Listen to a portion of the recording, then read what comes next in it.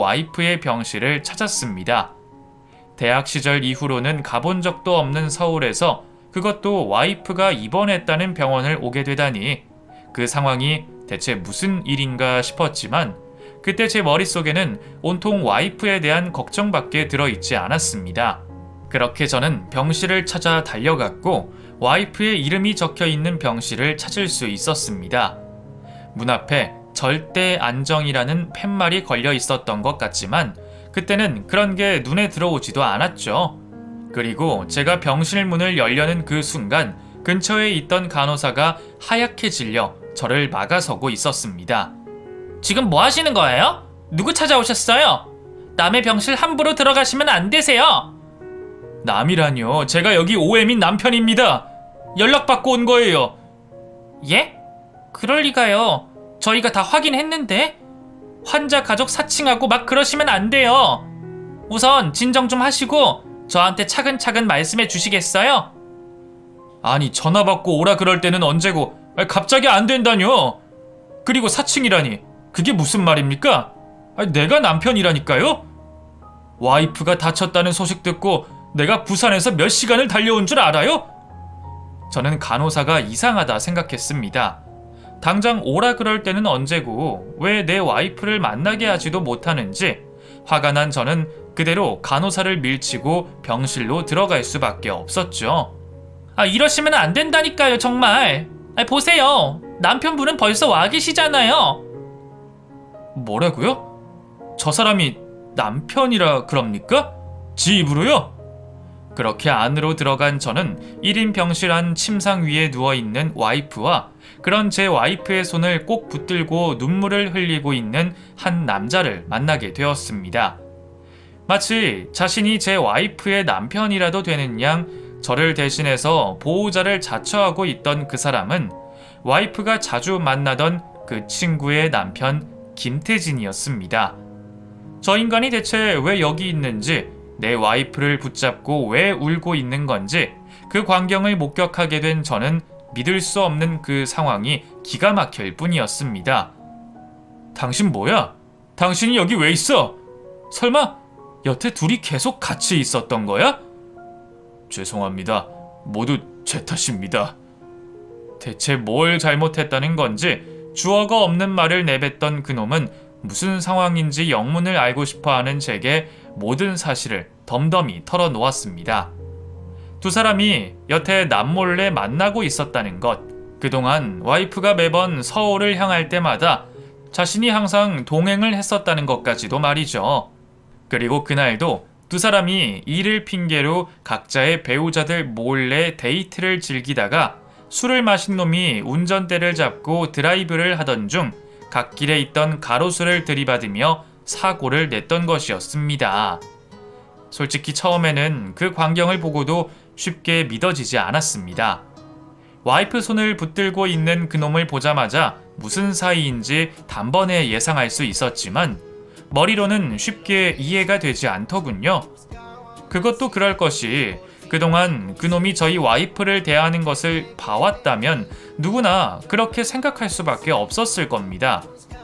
그놈은 부부 모임 자리에서도 우리 와이프를 대놓고 투명인간 취급하며 말 한마디 쉽게 섞지 않으려던 놈이었고 단둘이 있는 자리를 어떻게든 피하려는 게 보였었습니다. 그리고 다른 여자를 무시하면서 자기 와이프에게만은 둘도 없는 애처가처럼 굴던 놈이었었죠. 그래서인지 저는 단 한 번도 두 사람이 그런 관계일 거라고는 상상도 하지 못했습니다. 심지어 딸바보라 불리며 어린 자식까지 있는 놈이 자기 처자식을 두고 바람을 핀다는 건 말도 안 되는 일이라고 생각했죠. 그리고 저 역시도 제 와이프를 너무나 믿고 있었습니다. 가끔 철없는 듯 제멋대로일 때는 있지만 그만큼 순수하고 속이 여린 사람이니 바람을 핀다거나 한눈 파는 일은 평생 가도 없을 거라 생각했습니다. 제가 그동안 배달 일 하면서 불륜으로 보이는 커플들을 수없이 봐왔었지만 그런 광경을 보면서도 저는 우리 와이프는 그런 일을 할 사람이 아니라고 믿으며 그런 사람들을 비웃기만 했었네요. 그런데 그런 일을 제가 당하게 되었다니 제 자신이 너무 한심하고 바보가 된 기분이 들었습니다. 그리고 정말 바보가 맞는 것인지 그놈이 뻔뻔하게 얘기를 하는 와중에도 저는 멍하니 서서 그 이야기들을 듣고 있기만 했었죠. 그냥 가볍게 드라이브나 할 생각이었습니다. 술을 마시기는 했지만 와인 두세 잔 정도였고 여러 번 다니던 길이라 차도 별로 없어서 괜찮을 거라 생각했어요. 그런데 제가 부주의한 바람에 사고가 나고 말았습니다. 혜민이가 이렇게 된 거 다 제 잘못입니다. 제가 조심했어야 하는데. 두 사람이 바람을 피다가 사고가 났다는 것도 어이가 없는데 그 일을 자기 탓이라며 제 와이프에게 미안해하고 제 앞에서 뻔뻔하게 말하는 꼴이 참을 수 없이 화가 났습니다. 대체 그 둘이 나를 얼마나 등신같이 여겼으면 나를 이렇게 기만하는지 묻고 싶을 정도였죠. 당장이라도 와이프를 깨워 직접 자초지종이라도 듣고 싶었지만 의식 없는 사람을 데리고 그럴 수도 없었네요. 그놈은 제가 화가 나서 와이프를 해코지라도 할까 싶었는지 제 앞에서 무릎을 꿇고 사정을 하고 난리도 아니었습니다. 다 제 탓입니다. 우리 관계도 다 저 때문에 시작된 일입니다. 제가 혜민이를 너무 사랑해서 그래서 참을 수가 없었어요. 혜민이는 아무 탓 없으니 제발 혜민이한테 화내지 마십시오. 모든 죄값은 제가 치를 테니 혜민이는 용서해 주세요. 죄값? 그 죄값을 뭐 어떻게 치를 생각인데? 간통죄도 없어진 마당에 불륜으로 무슨 죄값을 받으려고? 뭐 당신 와이프랑 이혼하고 애라도 못 보게 해야 죄값이라 할 수 있을까? 뭐가 됐든 당신 죄값은 제대로 치르게 할 테니까 나한테 감히 내 와이프를 용서해라 마라 하지 말고 당장 꺼져! 안 그러면 정말 여기서 니들 죽여버릴지도 모르겠으니까. 평소 점잖고 말수도 없던 제가 그런 소리를 하는 게 놀랍긴 했던 건지 그놈은 제 말에 움찔하더니 조용히 병실을 나갔습니다. 그리고 저는 빈 병실에서 누워있는 와이프의 숨소리를 들으며 앞으로 어떻게 해야 할지 고민할 수밖에 없었죠. 이혼이야 당연한 거지만 그것도 와이프가 깨어나야 할 수 있는 일이었습니다. 간호사에게 전해 듣기로는 수술까지 할 필요도 없이 뇌진탕으로 인한 간단한 시술만 했을 뿐이라는데 왜 계속 일어나지 않는지 의문이었네요. 그때 저는 와이프의 쾌차를 바랄 수도 없었지만 그렇다고 와이프가 잘못되기를 바라지도 못했습니다. 그리고 저를 그런 복잡한 심경으로 만든 와이프에게 원망이 들었습니다. 다행히 오후가 되어서 와이프가 깨어났지만 저는 깨어난 와이프를 반겨줄 수가 없었습니다. 제가 잔뜩 굳은 표정으로 와이프를 바라보니 자기도 역시 이미 제가 서울에 있는 것으로 상황 파악을 다 한 것인지 일어나자마자 저더러 자기 애인부터 찾더군요. 지금 제 앞에서 자신의 잘못을 숨겨도 모자랄 판국에 그놈이 크게 다친 건 아닌지 그 걱정을 하고 있는 겁니다. 태진 씨는? 태진 씨도 많이 다쳤어? 어떻게 된 거래, 응? 너 지금 내 앞에서 그놈 걱정이 나와? 나한테 미안하지도 않구나. 그 얘기는 나중에 해. 사람이 죽었는지 살았는지는 알아야 할 것 아니야. 걱정할 것 없어. 그놈 아주 멀쩡히 스크래치 하나 없이 있다가 갔으니까. 제 얘기에 안도의 한숨을 내신 와이프는 그제서야 제 눈치를 보는 듯 했습니다. 그리고 와이프 역시 그 상간남처럼 자신의 외도를 더 이상 숨기지도 않았습니다. 오빠도 다 알고 있을 테니까 긴 말 안 할게. 여보, 속인 건 미안하지만 나도 어쩔 수 없었어. 나도 처음부터 이러고 싶던 건 아니야. 근데 마음이 자꾸만 끌리는 걸 어떡해. 나라고 불륜 저지르고 떳떳했겠어? 사랑이 죄는 아니잖아. 차라리 변명을 했으면 들어라도 봤을 텐데 뻔뻔하다 해야 할지 과하게 솔직한 와이프의 말에 저는 더 이상 그 사람과 말을 섞고 싶지 않았습니다. 아까까지만 해도 왜 하필 그놈이냐며 대체 내가 못해준 게 뭐냐며 묻고 싶은 게 많았는데 그놈을 사랑한다는 와이프의 얘기를 듣자 그런 질문들이 다 무슨 소용인가 싶더군요.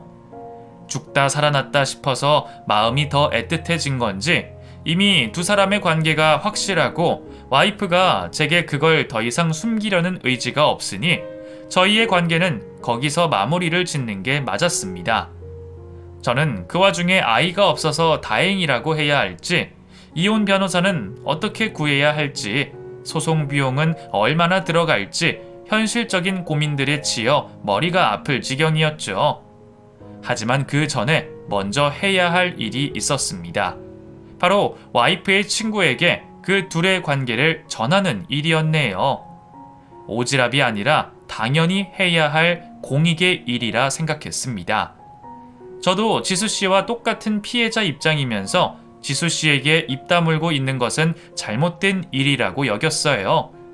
물론 정말 솔직히 말하면 내 가정이 파탄난 것처럼 그놈의 가정도 파탄나기를 바랐는지 모르겠지만 저는 지수씨에게 두 사람의 불륜 사실을 전할 수밖에 없었습니다.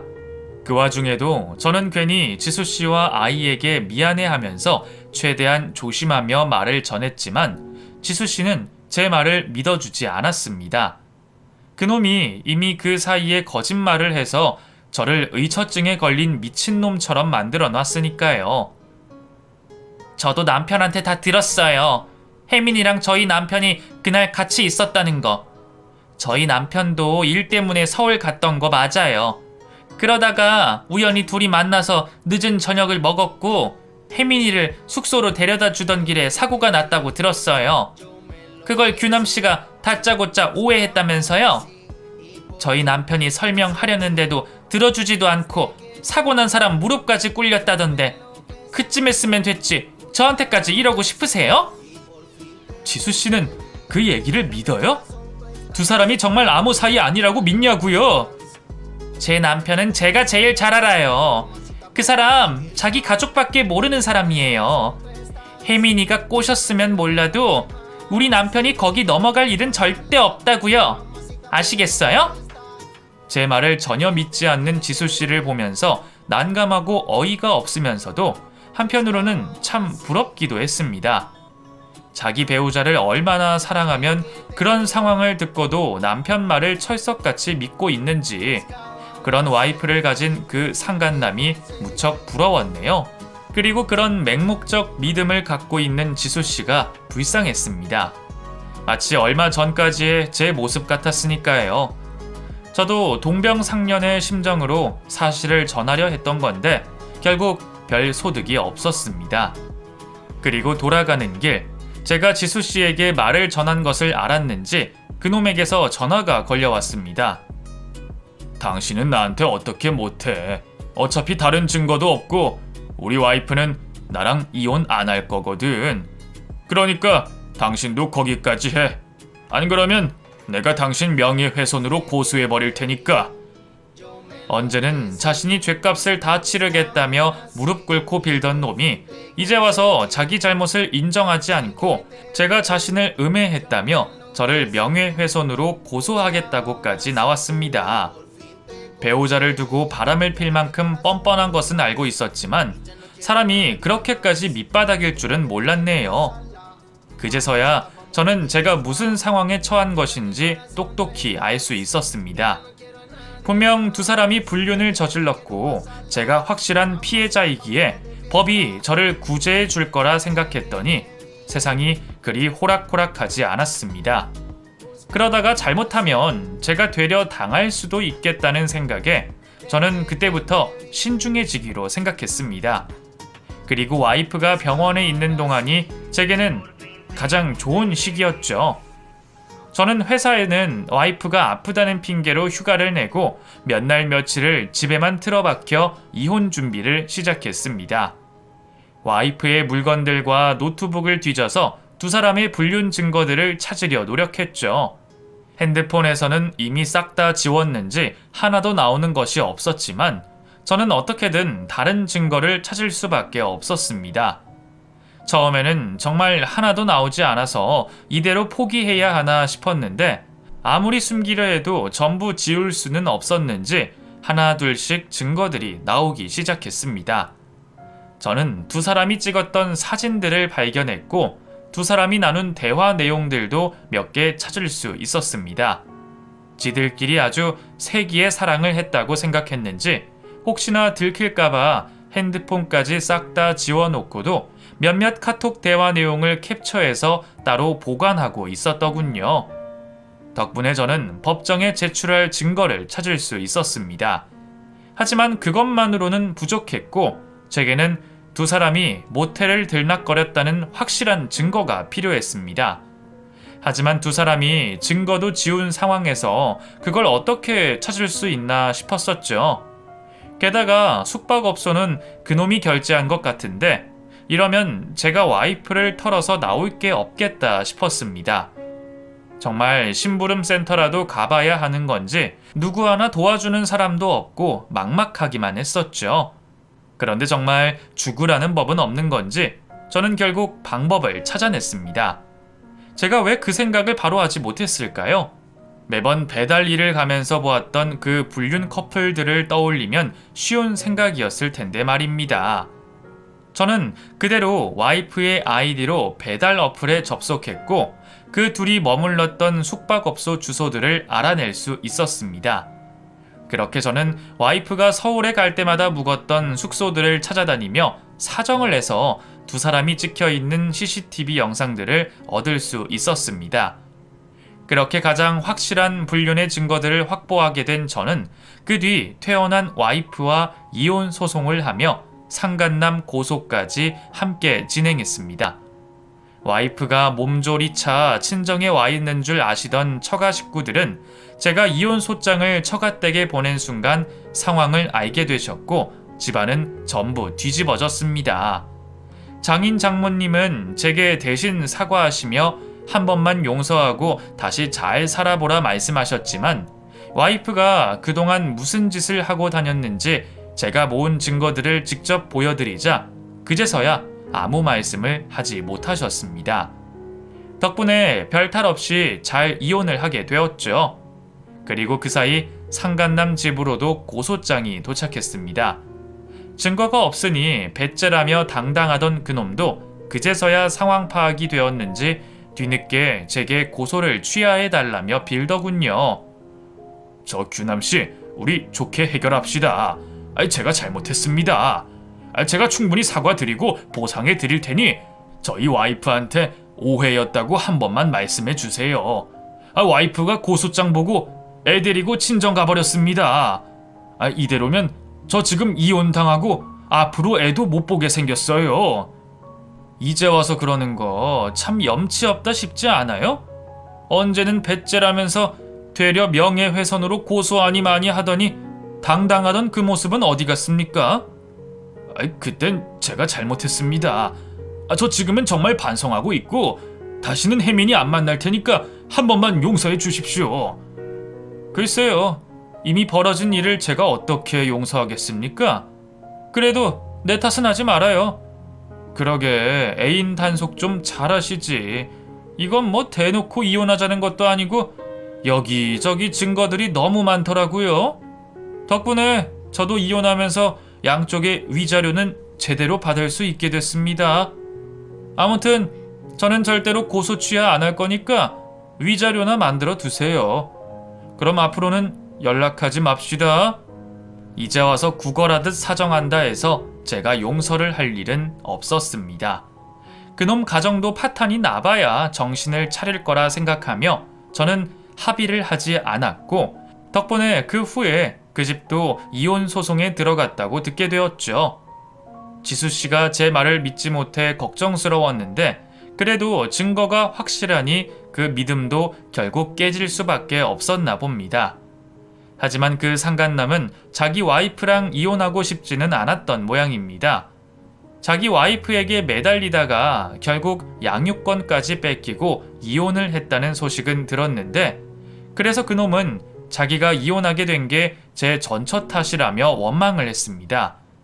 덕분에 그토록 절절해 보였던 불륜 커플은 결국 대판 싸우며 헤어지고 말았죠. 솔직히 저한테는 그게 제일 속 시원한 일이었습니다. 사실 제 와이프는 지가 잘못을 하고서도 저랑 이혼하는 걸 걱정도 안 했었거든요. 오히려 이제 다 들켰으니 차라리 이혼하고서 당당히 그놈을 만나겠다며 이혼당하는 걸 아쉬워하지도 않았었죠. 그래서 이혼을 하면서도 제대로 복수를 하지 못한 것 같아서 속이 쓰렸더니 결국 개판이 나고 그 두 사람이 헤어진 걸 보니 기분이 썩 좋았습니다. 그리고 그제서야 낙동강 오리알 신세가 된 전처가 저를 찾아와 다시 받아달라며 빌더군요. 오빠, 내가 잘못했어. 나 이제 다시는 안 그럴게. 우리 다시 합치면 안 될까? 이번에는 내가 정말 잘할게. 우리 그동안 좋았잖아. 오빠, 나 임신도 할게. 앞으로 일도 알아보고 나 다 잘할 테니까 제발 받아줘. 이제 와선 늦었다는 것을 왜 모르는지 끝까지 염치도 없는 전처가 한편으로는 불쌍하기도 했습니다. 어쨌거나 저는 깔끔하게 이혼을 했고 지금까지 혼자 지내고 있지만 이혼남이 된 것도 그리 나쁘지는 않습니다. 결혼이라는 것도 한번 해보고 나니 그리 중요한 건 아니라는 생각이 듭니다. 왜 모를 때는 내가 못 해보고 못 가져본 게 늘 아쉽기만 했는지 저는 이제서야 인생을 조금 알 것도 같네요. 그러면 저는 앞으로도 제 인생을 살아갈 테니 여러분들도 응원을 해주시기를 바랍니다. 들어주신 여러분들도 평안하시기를 바라며 이야기를 마치겠습니다.